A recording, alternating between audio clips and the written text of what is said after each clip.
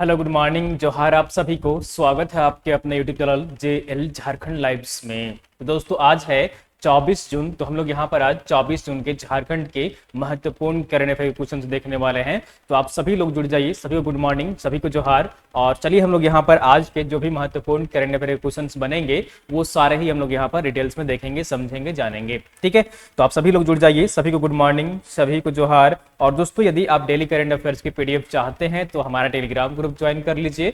Video के नीचे आपको डिस्क्रिप्शन में लिंक मिल जाएगी, आप वहां पर क्लिक कर हमारा टेलीग्राम ग्रुप ज्वाइन कर सकते हैं, जहां पर डेली करंट अफेयर्स की PDF जो है प्रोवाइड कर दी जाती है।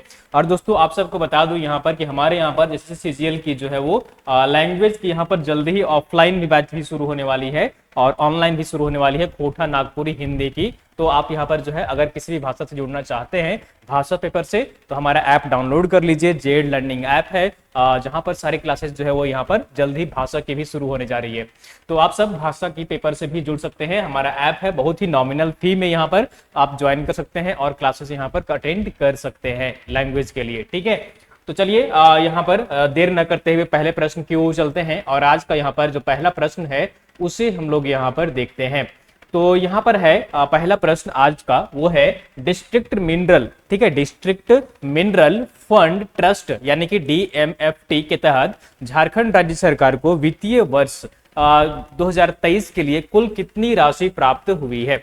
तो DMFT क्या है उसके बारे में भी हम लोग समझेंगे कि आखिर ये DMFT क्या है। डिस्ट्रिक्ट मिनरल फंड ट्रस्ट जो है वो यहाँ पर हर जिले में ये जो है वो कलेक्ट किया जाता है राज्य सरकार की ओर से। जहां पर भी जो है ना सपोज की मिनरल्स वहां पर जहां भी जिस भी जिले से निकाले जाते हैं, सपोज कोयला अगर धनबाद से निकाला जा रहा है तो उस जिले को जो है ना वो वहां पर DMFT जो फंड है वो राज्य सरकार कलेक्ट करती है। तो इसी के तहत यहाँ पर वर्ष 2023 में जो है वो कितनी राशि अभी तक यहाँ पर राज्य सरकार के द्वारा कलेक्ट की गई है। तो इसका सही आंसर क्या हो जाएगा, यहाँ पर ऑप्शन नंबर डी जो है वो बिल्कुल सही आंसर हो जाएगा, यानी कि 11,147.5 करोड़ रुपए DMFT फंड जो है वो राज्य सरकार के द्वारा कलेक्ट किया गया है। ठीक है, कितना किया गया है, 11,147.5 करोड़ रुपए यहाँ पर जो है वो ये कलेक्ट किया गया है DMFT फंड के यहाँ पर राज्य सरकार की ओर से। ठीक है, तो ऑप्शन नंबर बी जो है वो बिल्कुल सही आंसर हो जाएगा। चलिए हम लोग यहाँ पर डिटेल्स में देख लेते हैं इससे संबंधित जो भी फैक्ट्स यहाँ पर निकल कर आ रहे हैं। तो डिस्ट्रिक्ट मिनरल फंड ट्रस्ट यानी कि DMFT के तहत जो यहाँ पर कुल राशि जो एकत्र की गई है वो कितनी की गई है, 11,147.5 करोड़ रुपए जो है यहाँ पर एकत्र की गई है। कलेक्शन यहाँ पर किया गया है राज्य सरकार की ओर से। ठीक है, और जिसमें से केवल जो है वो 5,655 करोड़ रुपए खर्च हुए हैं, यानी कि ये जो फंड होता है, ये जो पैसा आता है, इससे उस जिले के विकास के लिए एक यहाँ पर योजना बनाई जाती है, उसके लिए मॉडल बनाया जाता है और उसके तहत जो है वो यहाँ पर डेवलपमेंट यानी विकास का कार्य किया जाता है। तो ये जो यहाँ पर अभी तक फंड है, जितना कलेक्शन हुआ है उसका 5,655 करोड़ रुपए ही खर्च हुए हैं और 8,845.6 करोड़ रुपए योजनाओं की जो है स्वीकृति दी गई है, यानी कि अभी फिलहाल जो है इस पर खर्च नहीं हुआ है, विकास के फंड में ये खर्च नहीं हुआ है। और ये जो है सिर्फ योजना बनाई गई है उसके लिए कि यहाँ पर इस राशि का क्या उपयोग किया जाएगा, क्या डेवलपमेंट कार्य किया जाएगा, उसके लिए सिर्फ यहाँ पर योजना बनाई गई है। इस फंड का उपयोग प्रत्येक जिला को शुद्ध पेयजल, स्वास्थ्य, शिक्षा, बिजली, सड़क, आधारभूत संरचना सहित अन्य विकास योजनाओं के कार्य के लिए प्राथमिकता के तौर पर किया जाता है। तो उस जिले में यहाँ पर जो है वो शुद्ध पेयजल देखा जाता है कि है कि नहीं है, स्वास्थ्य, शिक्षा, ठीक है, और बिजली, सड़क, आधारभूत संरचना जो चाहिए एक यहाँ पर कभी किसी भी समाज के लिए, तो वो यहाँ पर देखा जाता है और उसी क्षेत्र में जो है वो विकास किया जाता है। ये जो फंड होता है इसी में यहाँ पर जो है इस क्षेत्र में विकास के लिए लगाई जाती है, यानी खर्च किया जाता है। ठीक है, और DMFT फंड क्या होता है तो वो भी यहाँ पर समझ लीजिए। DMFT जो फंड है यहाँ पर उसे समझ सकते हैं आप यहाँ पर इस तरह से कि जो जिले में कोई खदान है और इससे प्राप्त होने वाली जो रॉयल्टी होती है, यानी कि राज्य को जो उससे रॉयल्टी मिल रही है यहाँ पर, उसका 30% राशि संबंधित जिले के DMFT को प्राप्त होती है। ठीक है, तो वहां से जो भी रॉयल्टी प्राप्त हो रही है, यानी कि किसी भी जिले में खनन का कार्य हो रहा है, कोयला वहां से निकल रहा है, तो जो भी रॉयल्टी मिलती है उसका 30% जो है 30% वो संबंधित जिले के DMFT फंड यहाँ पर जाएगा और इस राशि से ही खनन प्रभावित इलाकों में जो है वो विकास के काम यहाँ पर किए जाते हैं। ठीक है, तो समझ गए कि डीएमएफटी फंड क्या होता है। तो डीएमएफटी फंड क्या है कि जिस भी जिले में जो मिनरल्स जहां से निकाले जा रहे हैं, कोई भी मिनरल्स हो, सिर्फ कोयला ही नहीं हो, कोई भी मिनरल्स हो, उससे जो रॉयल्टी मिलेगी उसका 30% जो है वो संबंधित जिले के डीएमएफटी फंड में वो जाएगा। और उस जिले में जो है जहां पर जो कहीं की यानी कि विस्थापन हुआ है, प्रभावित जो इलाके हैं उससे, वहां पर डेवलपमेंट का कार्य किया जाएगा। ठीक है, तो ये यहाँ पर आप ध्यान रखिएगा डीएमएफटी फंड से संबंधित। चलिए नेक्स्ट क्वेश्चन की ओर चलते हैं। और अगला क्वेश्चन यहाँ पर है वो है 17 जून 2023 को नई दिल्ली में, ठीक है, 17 जून 2023 को नई दिल्ली में आयोजित भारतीय डेयरी शिखर सम्मेलन में झारखंड के किस डेयरी को साल की बेस्ट स्टार्टअप डेयरी कंपनी से सम्मानित किया गया है। ठीक है, झारखंड का ऐसा कौन सा डेयरी प्लांट है जिसे जो है यहाँ पर वो बेस्ट स्टार्टअप डेयरी कंपनी से सम्मानित किया गया है। तो इसका सही आंसर क्या हो जाएगा यहाँ पर, ऑप्शन नंबर ए जो होगा वो बिल्कुल सही आंसर हो जाएगा। झारखंड में आप सब नाम सुने होंगे ओसम, ठीक है, OSAM, ठीक है ना, इस तरह से जो है वो यहाँ पर एक दूध का पैकेट होता है या कहीं यहाँ पर डेयरी है, ओसम है, उससे यहाँ पर ये जो है अवार्ड यहाँ पर प्राप्त हुआ है 17 जून 2023 को नई दिल्ली में जो आयोजित हुई थी भारतीय डेयरी शिखर सम्मेलन 2023। तो झारखंड की ये डेयरी है ओसम, इसे यहाँ पर जो है वो बेस्ट स्टार्टअप डेयरी कंपनी का यहाँ पर जो है वो अवार्ड दिया गया है। चलिए यहाँ पर पिक्चर में देख सकते हैं, यहाँ पर ये वहां पर पुरस्कार जो है वो दिया जा रहा है और ये झारखंड का जो है वो डेयरी है ओसम। ठीक है, ओसम जो है वो बेस्ट स्टार्टअप साल का, ठीक है, ओसम को साल की बेस्ट स्टार्टअप डेयरी कंपनी से सम्मानित किया गया है। कंपनी के जो संचालन है यहाँ पर एवीपी है यहाँ पर मिल्टन श्रीवास्तव और उनकी टीम ने कंपनी की ओर से पुरस्कार जो है वो हासिल किया है। ठीक है, तो इसकी यूनिट जो है वो झारखंड में है और 2-3 जगह यहाँ पर झारखंड में इसकी प्लांट है। ठीक है, तो ये आप यहाँ पर याद रखिएगा। ठीक है, चलिए नेक्स्ट क्वेश्चन की ओर चलते हैं। अगला क्वेश्चन यहाँ पर है वो है हाल ही में झारखंड से किसने ताल कटोरा स्टेडियम में आयोजित हुई India open international karate championship में स्वर्ण पदक जीता है। ठीक है, और ये बहुत ही कम उम्र में इन्होंने ये अचीवमेंट हासिल किया है और ये कौन है, तो इसका सही आंसर क्या हो जाएगा यहाँ पर, ऑप्शन नंबर डी जो है वो बिल्कुल सही आंसर हो जाएगा, यानी कि ये है अक्षय जायसवाल। कौन है, अक्षय जायसवाल है, जिन्होंने दिल्ली के ताल कटोरा स्टेडियम में जो है वो यहाँ पर जो आयोजित की गई थी India open international karate championship, उसमें उन्होंने स्वर्ण पदक जीता है। तो ऑप्शन नंबर डी जो है वो बिल्कुल सही आंसर हो जाएगा। तो यहाँ पर डिटेल्स में देख लीजिए, ये है अक्षय जायसवाल, जैसे पिक्चर में आप यहाँ पर देख पा रहे हैं, ये है अक्षय जायसवाल। ठीक है, तो ये इन्होंने ही यहाँ पर स्वर्ण पदक जीता है और दिल्ली के ताल कटोरा स्टेडियम में जो है यहाँ पर 17 जून 2023 को शुरू हुई ओपन इंटरनेशनल कराटे चैंपियनशिप में इंटरनेशनल मार्शल, ठीक है, इंटरनेशनल मार्शल आर्ट अकादमी इमा के खिलाड़ी है अक्षय जायसवाल, जिन्होंने शानदार प्रदर्शन करते हुए 11 वर्ष आयु वर्ग में काता में जो है वो स्वर्ण पदक यहाँ पर जीता है। ठीक है, इन्होंने स्वर्ण पदक जीता है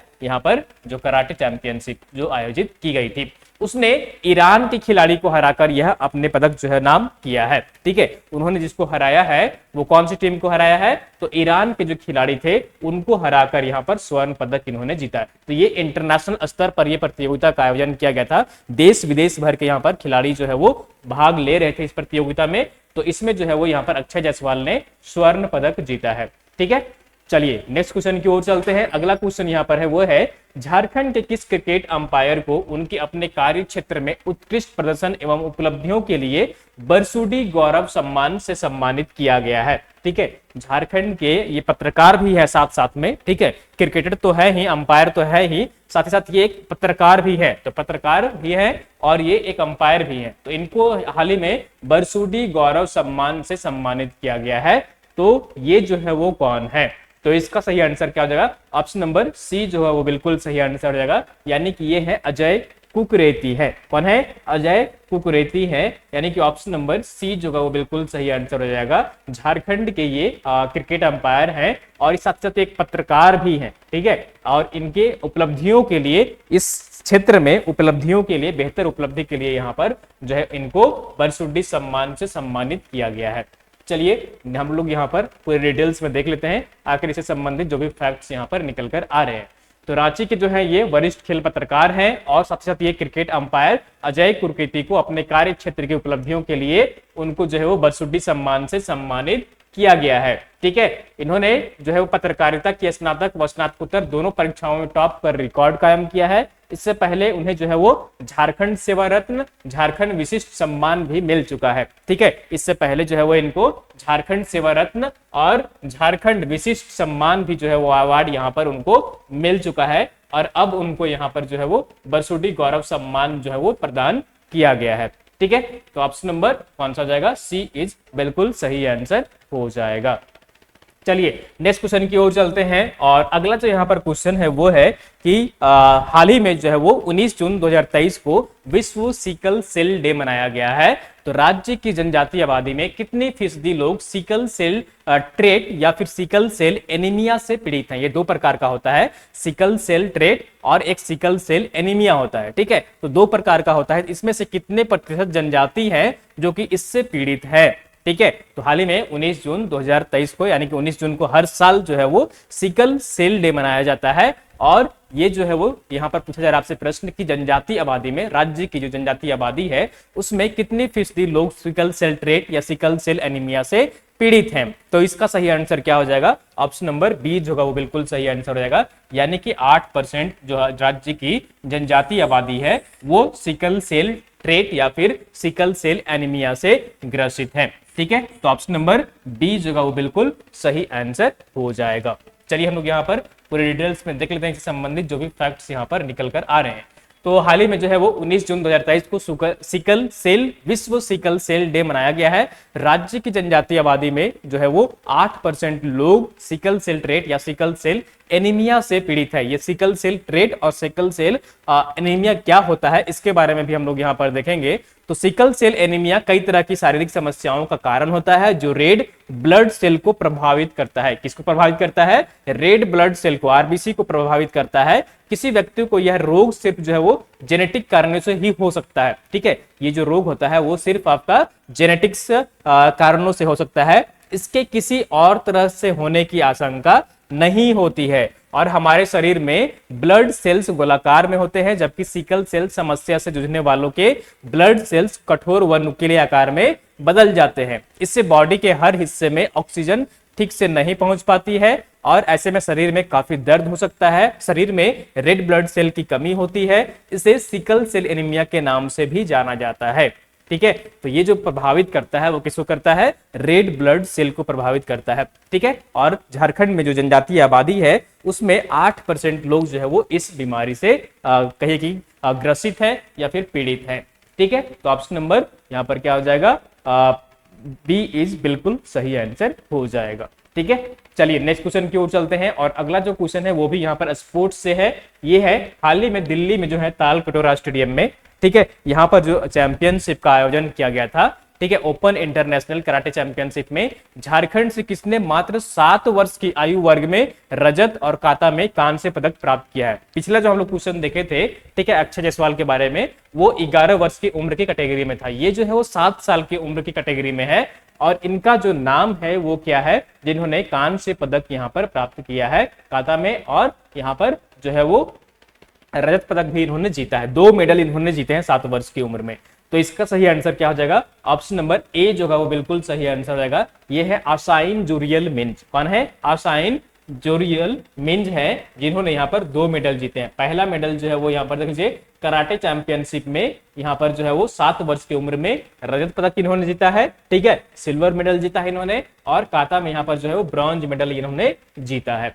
तो ऑप्शन नंबर ए जो है वो बिल्कुल सही आंसर हो जाएगा। ठीक है, तो पिक्चर में देख लीजिए यहाँ पर ये है 7 वर्ष के यहाँ पर जो है क्या नाम है इनका नाम जो है वो क्या है यहाँ पर आसाइन जोरियल मिंज है, जिन्होंने यहाँ पर उम्दा प्रदर्शन करते हुए 7 वर्ष आयु वर्ग के कुमिटो में रजत पदक यहाँ पर जीता है और कांस्य में यहाँ पर जीता है। किसमें? काता में यहाँ पर जो है उन्होंने कांस्य पदक प्राप्त किया है। ठीक है, फाइनल राउंड में जो है वो बांग्लादेश के खिलाड़ी से वह 1 अंक से जो है वो हारी है और थाईलैंड में आयोजित होने वाली Thailand open international karate championship में झारखंड की जो अक्षय जायसवाल तथा आसाइन का चयन किया गया है। तो मैंने देखा, अभी हम लोगों ने यहाँ पर देखा कि दोनों ही खिलाड़ियों का जो चयन किया गया, जो कराटे में यहाँ पर चैंपियनशिप का आयोजन किया गया था दिल्ली के ताल कटोरा स्टेडियम में, वहां पर जो है वो अक्षय जायसवाल और असाइन का जो चयन किया गया है वो यहाँ पर थाईलैंड में ओपन इंटरनेशनल कराटे चैंपियनशिप का जो आयोजन किया जाएगा उसके लिए इन दोनों ही खिलाड़ियों का चयन किया गया है। तो एक 7 वर्ष के छोटे खिलाड़ी हैं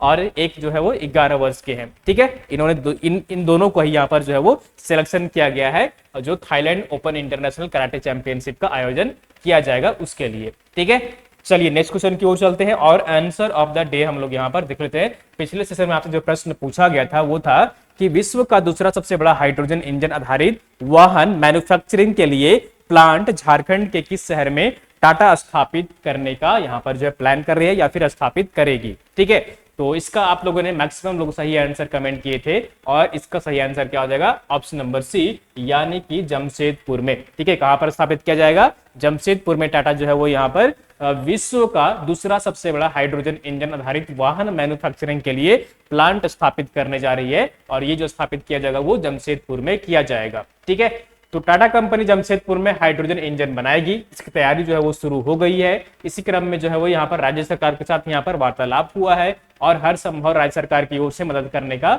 जो है यहाँ पर वो भरोसा दिलाया गया है। ठीक है, यह प्लांट जो है वो विश्व का दूसरा होगा। इससे पहले एक जो है वो ब्रिटेन पर जो है वो सबसे बड़ा हाइड्रोजन का प्लांट जो है स्थापित किया जा चुका है और इसपे यहाँ पर सुविधा जो होगी वो ये यहाँ पर टाटा कमिंस इलेक्ट्रिक वाहनों के साथ हाइड्रोजन इंजन वाले वाहन बनाने की तैयारी यहाँ पर कर रहा है। 25 से 30 वर्ष जो है वो ऑटोमोबाइल सेक्टर में शून्य कार्बन उत्सर्जन टाटा का जो है वो लक्ष्य है। जैसा कि यहाँ पर पिक्चर में देख पा रहे हैं, राज्य सरकार की ओर से हर संभव प्रयास मदद करने का यहाँ पर भरोसा जो है वो दिया गया है। ठीक है, चलिए नेक्स्ट क्वेश्चन की ओर चलते हैं और क्वेश्चन ऑफ द डे है, इसका सही आंसर आप सबको कमेंट करके कमेंट बॉक्स में बताना है। तो यहाँ पर क्वेश्चन है, हाल ही में जारी अंतरराष्ट्रीय स्तर पर बिजनेस स्कूलों की होने वाली पॉजिटिव इंपैक्ट रैंकिंग में इस बार झारखंड के किस संस्थान को पायनियरिंग स्कूल कैटेगरी में सर्वश्रेष्ठ बिजनेस स्कूल का खिताब दिया गया है। ठीक है, तो यहाँ पर जो है वो हर वर्ष ये बिजनेस स्कूल का रैंकिंग जारी किया जाता है, पॉजिटिव इंपैक्ट रैंकिंग। इसमें पायनियरिंग स्कूल कैटेगरी में जो है वो किसे यहाँ पर सर्वश्रेष्ठ बिजनेस स्कूल का खिताब दिया गया है। पहला ऑप्शन आपका यहाँ पर है वो है सीसीएल, दूसरा ऑप्शन है यहाँ पर वो है सीसीएल, यहाँ पर हालांकि नहीं होना चाहिए था, ठीक फिर भी चलिए ठीक है, सीसीएल है, बीआईटी मिश्रा है, एक्सेलराई है और यहाँ पर आईआईटी आईएसएम धनबाद है। ठीक है, आईआईटी आईएसएम धनबाद है। तो आपको कमेंट करके बताना है कि किससे यहाँ पर जो है वो पायनियरिंग स्कूल कैटेगरी में सर्वश्रेष्ठ बिजनेस स्कूल का खिताब दिया गया है पॉजिटिव इंपैक्ट रैंकिंग में। ठीक है, तो आप सब इसका सही आंसर कमेंट करने का प्रयास करिए कमेंट बॉक्स में। और दोस्तों ये थी यहाँ पर आज की झारखंड की महत्वपूर्ण करंट अफेयर क्वेश्चंस। उम्मीद करता हूँ कि आपको सेशन पसंद आई होगी, जरूर लाइक करिए और हमारे हर तरह के ऑनलाइन कोर्सेज ज्वाइन होने के लिए हमारा ऐप डाउनलोड कर लीजिए, जे लर्निंग ऐप, जहां पर सारे कोर्सेज जो है वो आपको अवेलेबल है, जहां पर आपको सारे कोर्सेज बहुत ही नॉमिनल फी में जो है वो मिल जाएंगे। ठीक है, और पीडीएफ के लिए हमारा टेलीग्राम ग्रुप ज्वाइन कर लीजिए।